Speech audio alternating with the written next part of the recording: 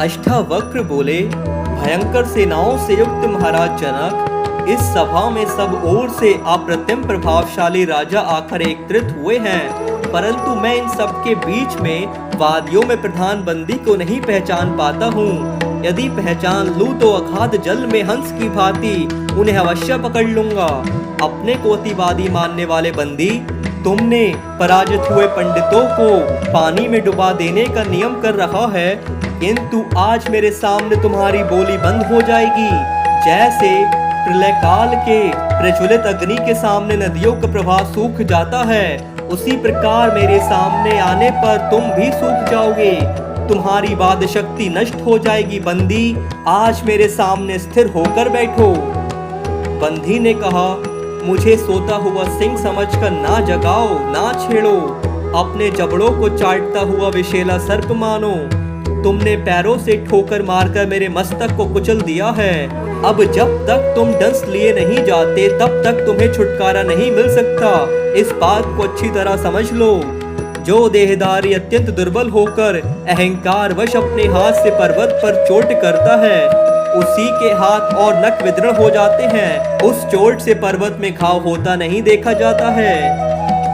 अष्टावक्र बोले, जैसे सब पर्वत में नाक से छोटे हैं, सारे बछड़े बैलों से लघुत्तर हैं, उसी प्रकार भूमंडल के समस्त राजा मिथिला नरेश महाराज जनक की अपेक्षा निम्न श्रेणी में हैं।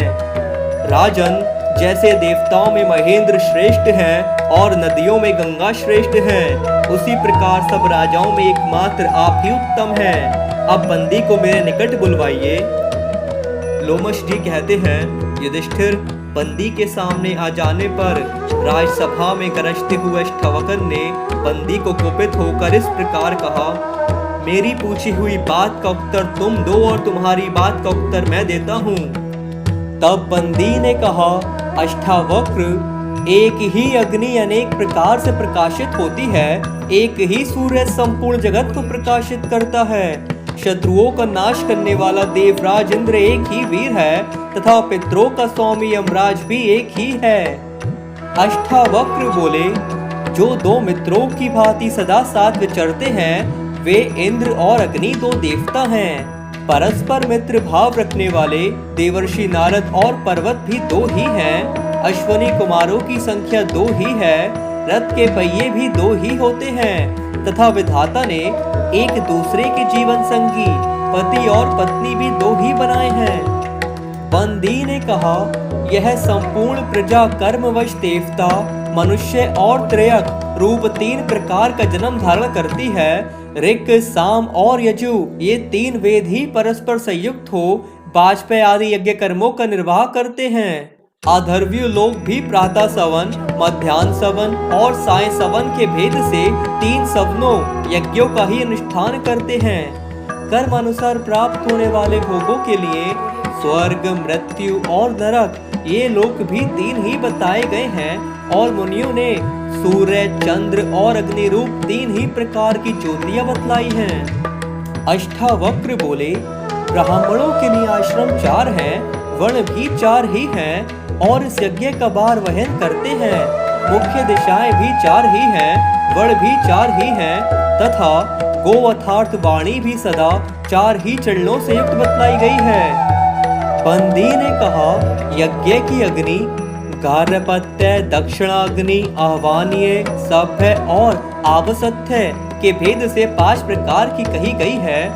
पंक्ति छंद भी 5 पादों से ही बनता है। यज्ञ भी 5 ही हैं, देव यज्ञ, पितृ यज्ञ, भूत यज्ञ और मनुष्य यज्ञ। इस प्रकार इंद्रियों की संख्या भी 5 ही है। वेद में 5 वेड़ी वाली पंचचूड़ा अप्सरा का वर्ण देखा गया है तथा लोक में 5 नदियों से विशिष्ट पुण्य पंचनद प्रदेश विख्यात है। अष्टावक्र बोले, कुछ विद्वानों का मत है कि अग्नि की स्थापना के समय दक्षिण में 6 गो ही देनी चाहिए। ये 6 ऋतुएं ही संवत्सर रूप काल चक्र की सिद्धि करती हैं। मन सहित ज्ञानेंद्रियां भी 6 ही हैं। कृतिकाओं की संख्या 6 ही है तथा संपूर्ण वेदों में साधसक नामक यज्ञ भी 6 ही देखे गए हैं। बंदी ने कहा, ग्राम्य पशु 7 हैं जिनके नाम इस प्रकार हैं, गाय, भैंस, बकरी, भेड़, घोड़ा, कुत्ता और गधा। जंगली पशु भी साथ हैं, यथा सिंह, बाघ, भेड़िया, हाथी, बानर, भालू और मृग। गायत्री, औष्णिक, अनुष्ठुप, बृहति, पंक्ति, त्रिष्ठुप और जगति, ये सात ही छंद एक एक यज्ञ का निर्वाह करते हैं। सप्तऋषि नाम से प्रसिद्ध ऋषियों की संख्या भी सात ही है, यथा मरीचि, अत्रि, पुलह, पुलस्त्य, क्रतु, अंगिरा और वशिष्ठ। पूजन के संक्षिप्त उपचार भी सात हैं, यथा गंध, पुष्प, धूप, दीप, निवेद, आचमन और तांबुल तथा वीणा के भी साथ ही तार विख्यात हैं। अष्टावक्र बोले, तराजू में लगाई हुई सन की डोरियां भी 8 ही होती हैं, जो सैकड़ों का मान तोल करती हैं। सिंह को भी मार गिराने वाला शरभ के 8 ही पैर होते हैं। देवताओं में वसुओं की संख्या भी 8 ही सुनी गई है और संपूर्ण यज्ञों में 8 कोण के ही युग का निर्माण किया जाता है। बंदी ने कहा, पितृयज्ञ में समेधा देकर अग्नि को दीप्त करने के लिए जो मंत्र पढ़े जाते हैं उन्हें सामधेनी ऋचा कहते हैं। उनकी संख्या 9 ही बताई गई है। इसमें प्रकृति, पुरुष, महत्व, तत्व, अहंकार तथा पंचतन मात्रा, इन 9 पदार्थों का संयोग कारण है, ऐसा विज्ञ पुरुषों का कथन है। बृहति छंद के प्रत्येक चरण में 9 अक्षर बतलाए गए हैं और 1 से लेकर 9 अंकों का योग सदा गणना के उपयोग में आता है। अष्टावक्र ने कहा, पुरुष के लिए संसार में 10 दिशाएं बताई गई हैं। 10 100 मिलकर ही पूरा 1 सहस्त्र कहा जाता है। गर्भवती स्त्रियां 10 मास तक ही गर्भ धारण करती हैं। निंदक भी 10 ही होते हैं। शरीर की अवस्थाएं भी 10 हैं तथा पूजनीय पुरुष भी 10 ही बताए गए हैं। बंदी ने कहा, प्राणधारी पशुओं, जीवों के लिए 11 विषय हैं। उन्हें प्रकाशित करने वाली इंद्रियां भी 11 ही हैं। यज्ञ, याग आदि में युप भी 11 ही होते हैं। प्राणियों के विकार भी 11 हैं तथा स्वर्गीय देवताओं में जो रुद्र कहलाते हैं उनकी संख्या भी 11 ही है। अष्टावक्र बोले, एक संवत्सर में 12 महीने बताए गए हैं। जगती छंद का प्रत्येक पाद 12 अक्षरों का होता है। प्राकृतिक यज्ञ 12 दिनों का माना गया है। ज्ञानी पुरुष यहाँ 12 आदित्यों का वर्णन करते हैं। बंदी ने कहा, त्रयोदशी तिथि उत्तम कही गई है तथा यह पृथ्वी 13 दीपों से युक्त है। लोमश्री कहते हैं, इतना कहकर बंदी चुप हो गया। तब शेष आधे श्लोक की पूर्ति अष्टावक्र ने इस प्रकार की। अष्टावक्र बोले, केशी नामक दानव ने भगवान विष्णु के साथ 13 दिनों तक युद्ध किया था। वेद में जो अति शब्द विशिष्ट छंद बतलाए गए हैं उनका एक एक पाद 13 आदि अक्षरों से संपन्न होता है।